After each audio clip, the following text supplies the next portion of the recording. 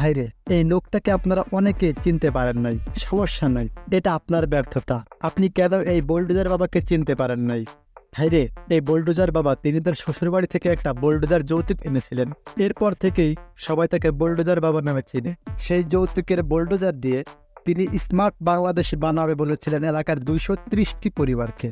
অস্কারপ্রাপ্ত এই বোল্ডোজার তাপসকে জাতিসংঘ থেকে শান্তিরক্ষী বাহিনী নিজে এসে তাকে এক গাদা নোবেল দিয়ে যান। সেই নোবেল রাখার জায়গা পাইতেছে না। তারপরে এই অস্কারপ্রাপ্ত এই বোল্ডোজার তাপস তার শ্বশুরবাড়ি থেকে আনা যৌতুকের বোল্ডোজার দিয়ে 230টি পরিবারে বাড়ি ভাঙে।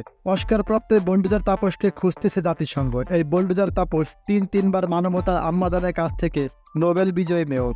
এই নোবেল বিজয়ী মেয়র এখন কোথায়? বোল্ডোজার তাপস গ্রামের সবাইকে এক গাদা নোবেল পাওয়া মেয়র সবাইকে এক একটা করে গোল্ডেন বিজয়ী নোবেল দিবেন বলেছিলেন। সবার বাড়ি ভাঙ্গে সেখানে স্মার্ট পার্ক বানাবে বলেছিলেন এই গোল্ডেন বিজয়ী।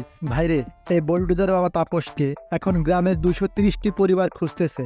আমি রায়হান একটা কথা বলে যাই, আপনারা যদি এই এক গাদা গোল্ডেন নোবেল বিজয়ী বোল্ডোজার তাপসকে দেখে থাকেন তাহলে জুতা দিয়ে এক একটা বাড়ি দিবেন।